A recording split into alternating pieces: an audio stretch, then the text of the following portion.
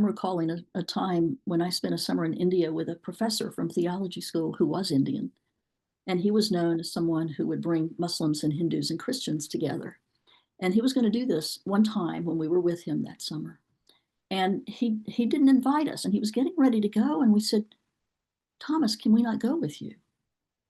And he said, if you come with me, you have to come with a willingness to be changed by the other.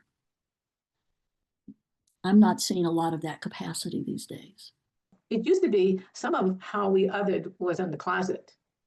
It's not in the closet anymore. It's up and out. And in many ways, we can ask ourselves, is the universe at work? I would like to think that this is all coming up for the purpose of cleansing, for the purpose of more light going into dark spaces, and that people are very much interested, in healing.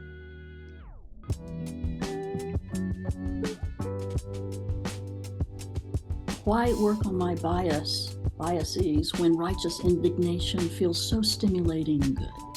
In righteous indignation, there is a real stance of certainty.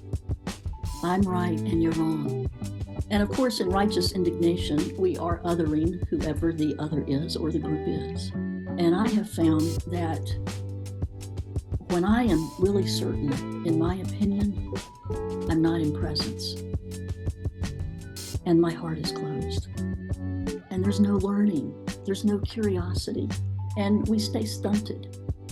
The other part of it is it's deeply impairing to our health. Most people don't understand the debilitation that is actually going on. It takes a lot of energy to spew hate and discontent.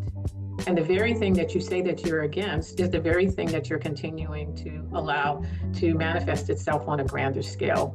Generally speaking, most people don't like the hate and discontent that they're required to participate in. They just, right now, how do we get out of it is the question.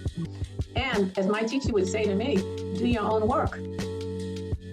One person at a time, going within, doing the deep inquiry, looking to learn, how did I become who I am today? What is serving me? What is serving others? And how can I bring love to this world? A quote from Richard Schwartz, who does a lot of parts work. And he says, when we learn to love all of our parts, we learn to love all people.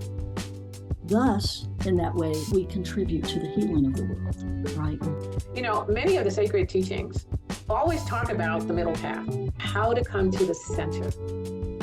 There's mercy on one side of the tree, and then there's severity on the other side of the tree, because the universe is vast, and it's offering to us, as Sandra said, diversity is creation itself.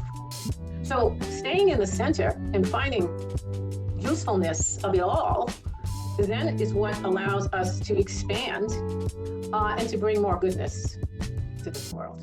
The fact that we are breathing in this moment, that the trees are outside, that we can connect this way, that we can bring joy to each other, that we can expand the possibilities for all humankind.